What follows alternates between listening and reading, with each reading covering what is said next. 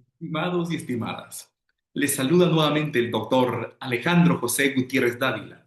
En esta ocasión, para abordar un tema de gran importancia, de Kant a Alexis, del imperativo categórico a la argumentación jurídica. Un tema sumamente importante para todas y para todos. Pero antes, déjenme recordarles que se suscriban a mi canal Filosofía del Derecho, doctor Alejandro Gutiérrez, y denle pulgar a este video si les ha gustado para seguir recibiendo notificaciones relacionadas con este tema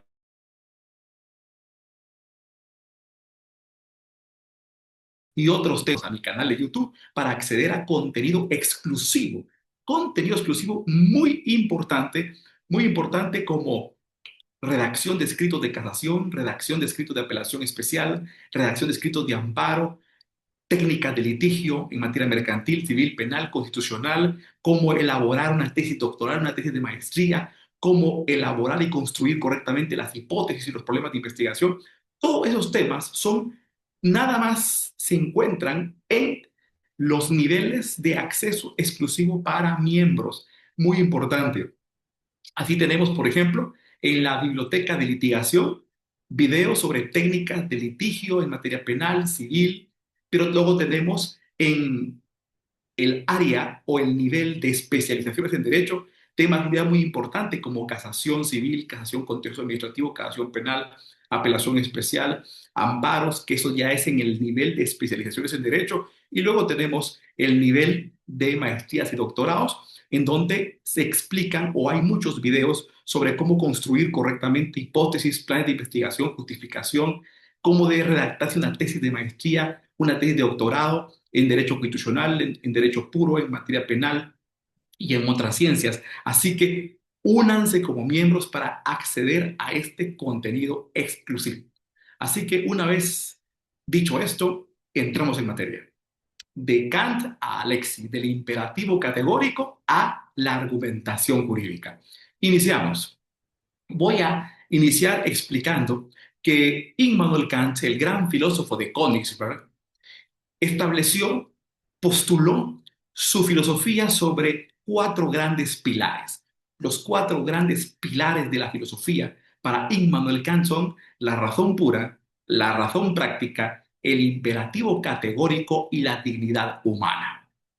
Una vez explicado esto, vamos a hablar en primer lugar de la razón pura. ¿A qué se refiere la razón pura de Immanuel Kant como el primer gran pilar de su filosofía? La razón pura se refiere a lo siguiente. El ser humano es el sujeto cognoscente y constituyente de la realidad. El ser humano es quien determina al objeto, muy importante, y no el objeto al sujeto. Repito, la razón pura, ¿en qué consiste? La razón pura de Immanuel Kant consiste, como primer pilar de su filosofía, en que el ser humano es quien determina al objeto y no el objeto al sujeto. El ser humano es el sujeto cognoscente y constituyente de la realidad. A eso se le llamó el giro copernicano. ¿Por qué? Porque antes de Kant, la realidad dependía de lo que ésta le aplicase al ser humano. El ser humano no tenía mayor preponderancia en la explicación de la realidad, dependiendo de los distintos métodos, ya sea de las dogmáticas medievales hacia otros puntos de vista, el ser humano no tenía mayor participación en la determinación de la realidad. Entonces, ¿el giro copernicano qué es?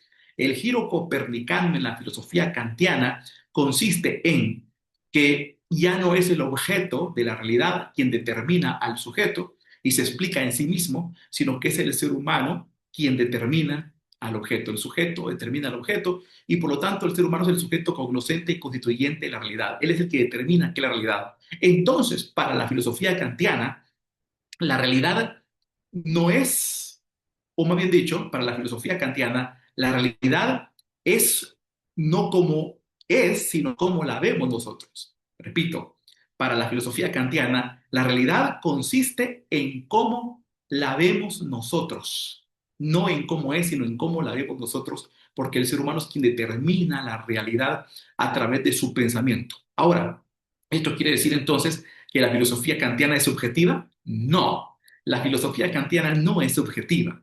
Lo que quiere decir es que el ser humano a través de su facultad de la razón tiene leyes y principios universales en su facultad racional que le permiten determinar el objeto de la realidad. Pero esos principios y esas leyes universales habitan en todo ser humano de forma simétrica. Por lo tanto, no hay subjetividad, sino que hay leyes universales. Hay intuiciones a priorísticas de categorías lógicas que habitan dentro de la razón humana. Y por lo tanto, la razón humana es objetiva, es simétrica y es universal. Lo que sí es subjetivo son las pasiones, las emociones y los sentimientos. Por eso, ¿en qué consiste el pensamiento crítico para Immanuel Kant? El pensamiento crítico es aquel tribunal, aquel filtro que permite depurar lo que es racional de lo que no. Es decir, que en nuestro pensamiento tenemos que depurar y expulsar todos aquellos impulsos y estímulos externos que vienen desde afuera, que no constituyen facultad racional. La razón entonces tiene que estar depurada de esos estímulos externos y nada más fundamentarse en esas intuiciones apriorísticas y en esas categorías lógicas universales que habitan dentro del pensamiento humano para poder interpretar la realidad, para poder entonces construir una reflexión epistémica, una autorreflexión epistemológica, es decir, que para Immanuel Kant, la realidad construida por el ser humano es una teoría del conocimiento. El ser humano, la realidad es teoría del conocimiento. ¿Qué es la realidad para Immanuel Kant? Para Immanuel Kant, la realidad es teoría del conocimiento, es decir, que el ser humano establece una estructura epistemológica de la realidad. Es decir, establece todo un esquema mental de conocimiento. No es una simple interpretación como el realismo ingenuo o lo que la realidad me arroja a mí, como en el realismo materialista, y tampoco es un realismo exagerado como el de Platón, donde se buscan ideas en otro mundo. No, aquí la realidad es interpretada para establecer una estructura de conocimiento, lo que se le llama el esquema. ¿Qué es el esquema para Immanuel Kant?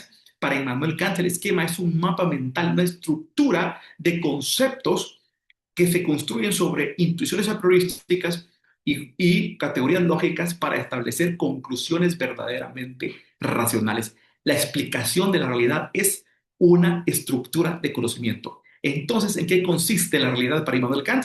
Para Immanuel Kant, la realidad es una estructura de conocimiento, es una autorreflexión epistémica, una estructura de conocimiento por medio de la cual el ser humano, desde su facultad racional, a través del pensamiento crítico, construye toda una estructura de conocimiento para la interpretación de la realidad. Esa es la realidad para Immanuel Kant. Entonces, ahí tenemos lo que es la razón pura para el filósofo de Königsberg. Una vez establecido eso, ahora vamos a la razón práctica. ¿Y la razón práctica en qué consiste? La razón práctica es la aplicación de la razón pura a la conducta humana, el qué hacer del ser humano. Es decir, que esa facultad racional y esa estructura de conocimiento ahora tiene que traducirse en comportamiento. Esa es la razón práctica. Por lo tanto, ¿la razón práctica qué es? La razón práctica es el fundamento de la moralidad para Immanuel Kant. Es el fundamento de la conducta, del comportamiento racional. Porque la moralidad para Immanuel Kant es actuar racionalmente, actuar conforme a principios que se auto legisla el ser humano, pero derivado de su facultad racional. Por eso es razón práctica. Muy importante eso. Entonces, esa razón práctica de Immanuel Kant se fundamenta en tres ideas trascendentales. Las tres ideas trascendentales de la razón práctica para Immanuel Kant son la idea de Dios, la idea de la inmortalidad del alma y la idea de la libertad para decidir en el mundo. ¿Por qué? Porque estas tres ideas, si presuponemos que existe un Dios como legislador universal, un alma inmortal que trasciende más allá de la muerte, que va a recibir una recompensa de ese Dios magnánimo y soberano, y esa libertad para poder decidir y entre las posibilidades que se me presentan, presuponerse esas tres ideas implica poder actuar moralmente. ¿Por qué? Porque si yo sé que mi alma trasciende mi cuerpo y que va a recibir una recompensa en el más allá del legislador, del gran soberano, que es Dios, en mis decisiones las voy a ajustar, esa libertad voy a ajustar, ese libre arbitrio, esa autonomía de la voluntad la voy a ajustar a la libertad, a la autonomía de la voluntad, a la inmortalidad del alma y a la presuposición de la idea de la existencia de Dios para que mi comportamiento se ajuste a esa moralidad. Esas son las tres ideas trascendentales que fundamentan la moralidad. Una vez explicado eso, entonces, vienen los imperativos categóricos. La razón práctica se ajusta a los imperativos categóricos. Y entonces la razón práctica se fundamenta en imperativos categóricos. ¿Y cuáles son esos grandes imperativos categóricos de la razón práctica? El imperativo categórico de universalidad y el imperativo categórico de dignidad o humanidad. Entonces, veamos. ¿Cuáles son los grandes imperativos categóricos que fundamentan la razón práctica como base de la moralidad? Son el imperativo categórico de universalidad y el imperativo categórico de dignidad o humanidad. Veamos en qué consiste. El imperativo categórico de universalidad establece lo siguiente: obra de tal manera que quieras que tu conducta se convierta en legislación universal. ¿Eso qué quiere decir? Que tienes que actuar de una manera que quieres que todos actúen. Por ejemplo, si yo no quiero que nadie me engañe, no engaño. Si yo no quiero que nadie me mienta, no miento. Ese es el principio de universalidad, el mandato de universalidad. Pero luego tenemos el imperativo categórico de dignidad. ¿Y en qué consiste el imperativo categórico de dignidad o humanidad? Consiste en lo siguiente: obra de tal manera que emplees a la humanidad, tanto en tu persona como en la persona de los demás, siempre como un fin y nunca como un medio. ¿Eso qué quiere decir? Quiere decir que el ser humano es un fin, no es un objeto, no es una cosa. El ser humano tiene excelencia, tiene primacía sobre las cosas y por lo tanto es soberano y tiene autonomía. Y es un fin, no puede ser instrumentalizado.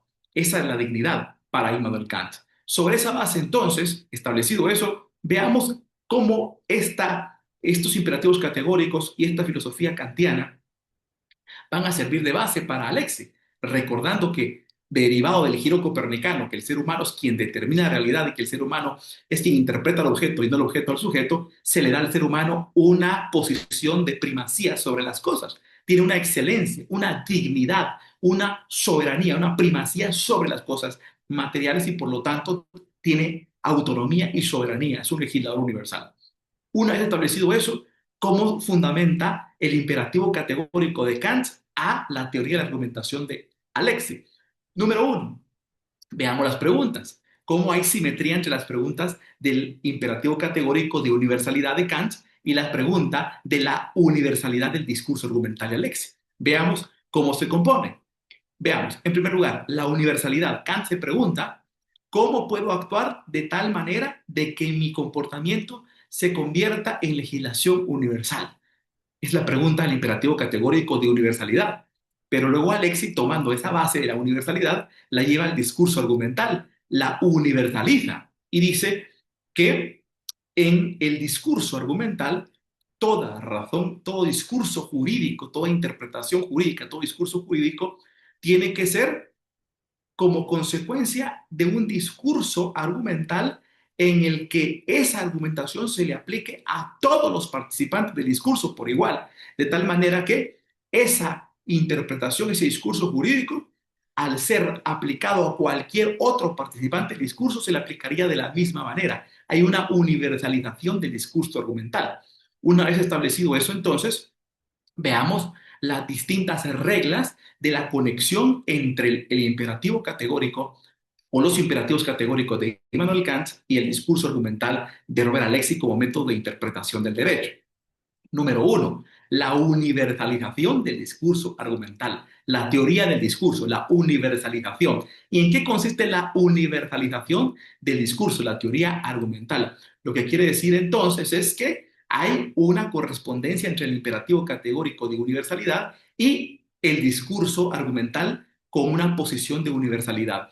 Mientras Kant establece de que la conducta hay que obrar de acuerdo a la conducta que se convierta en legislación universal, Robert Alexis, en su discurso argumental, establece que se debe realizar el discurso jurídico de tal manera de que cualquier participante, ese discurso se le aplique esa interpretación y esa argumentación por igual. Hay una universalización del discurso. Primera regla. La segunda regla, la teoría de la imparcialidad. La teoría de la imparcialidad, ¿qué quiere decir? Que el que está realizando el discurso argumental, el intérprete del derecho, ya sea un juez, ya sea un magistrado, un tribunal, quien está interpretando el derecho, tiene que estar en una posición de imparcialidad, es decir, que no debe realizar el discurso argumental atendiendo a su cargo, a su posición o a su estructura de vida, sino que no, sino que tiene que colocarse en una posición de simetría con los demás. Es decir, que va a interpretar y realizar un discurso argumental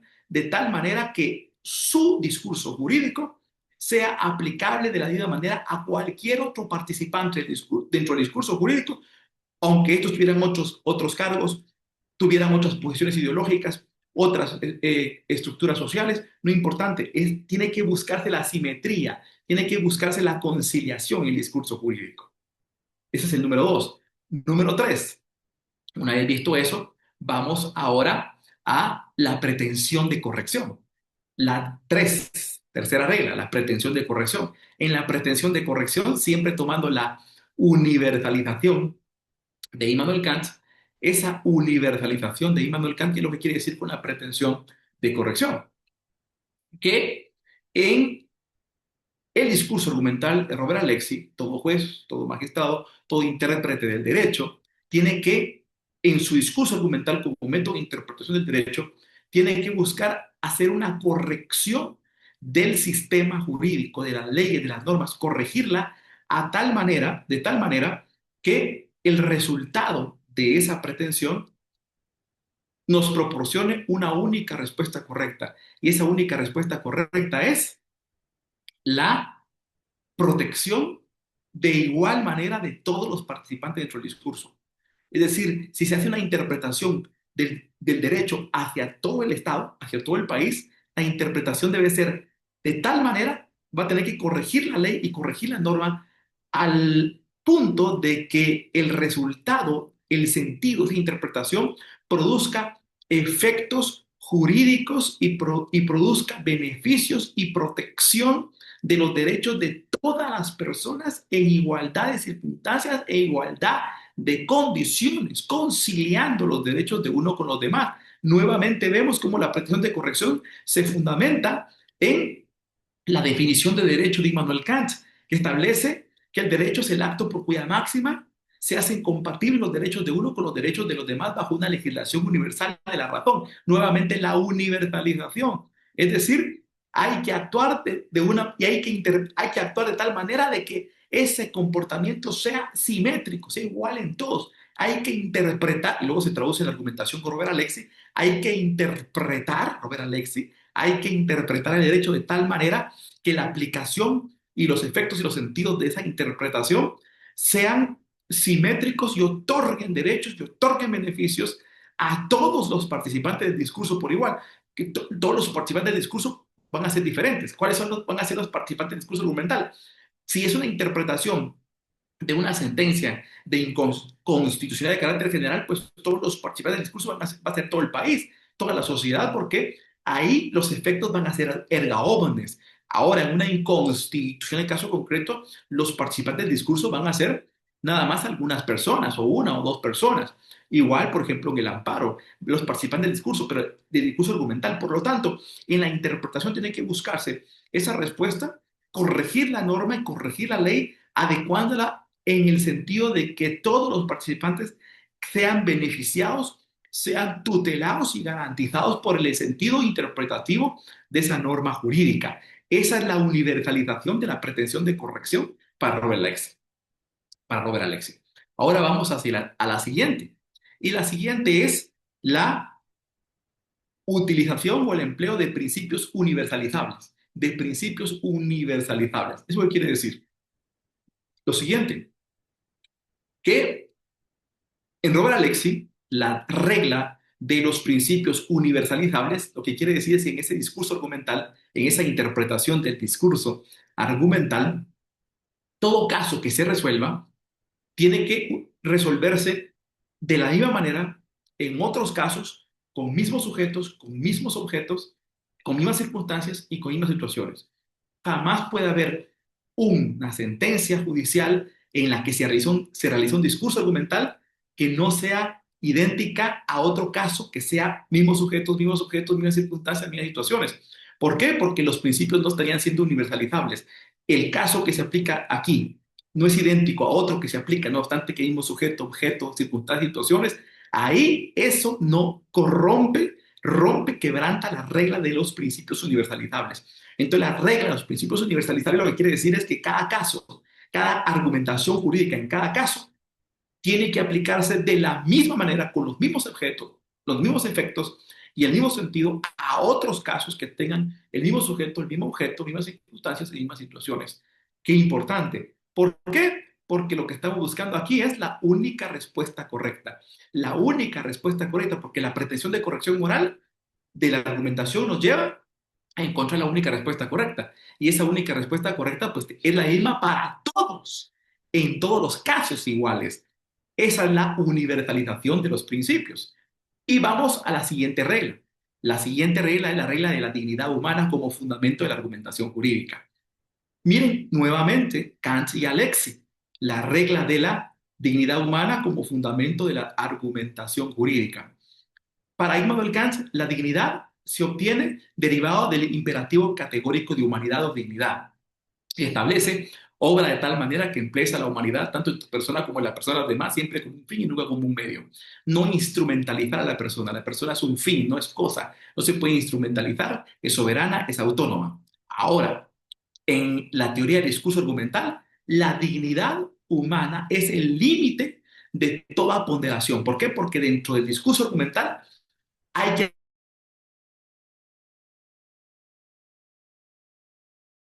hacer una labor de pugna, hay que hacer un balance, ponderar, y al hacer ese balance y al hacer esa ponderación, al hacer esos balances y al hacer esas ponderaciones, entonces eh, en algunos casos hay que disminuir, digamos, el ámbito protectorio de un principio respecto al ámbito protectorio de otro, pero hay un límite a esa ponderación. Y el límite de toda ponderación es la dignidad humana. La dignidad humana es el núcleo esencial de toda regla, de todo trabajo de ponderación de derechos y principios.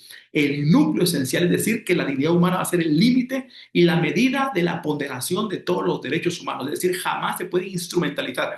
Nunca el resultado de un discurso argumental, una interpretación argumental y una ponderación podrá producir la instrumentalización de un ser humano. Jamás se podrá instrumentalizar un ser humano. La dignidad humana es el límite, la medida, lo cual es el fundamento del imperativo categórico de dignidad de Kant a la dignidad humana como fundamento, límite y medida del discurso argumental de Alexis. Aquí tenemos las reglas del discurso argumental de Alexis sustentadas y fundamentadas en el imperativo categórico de Immanuel Kant.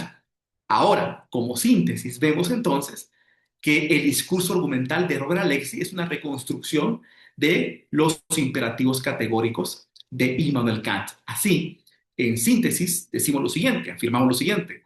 El discurso argumental de Robert Alexis como método de interpretación del derecho es una reconstrucción del imperativo o de los imperativos categóricos de dignidad y universalidad de Immanuel Kant, pues la universalidad del comportamiento y de la dignidad humana se traduce en principios universalizables y en un discurso universal de universalidad en el cual se deben respetar en condiciones iguales a todos los partícipes del discurso argumental a fin de procurar y proveer de derechos y tutela y garantía a todos los participantes del discurso jurídico en las mismas circunstancias y las mismas condiciones de manera simétrica, encontrando esa única respuesta correcta, que es la mayor medida de protección de la dignidad humana, de la misma manera y de las mismas condiciones y en igualdad de circunstancias hacia los demás partícipes del discurso jurídico.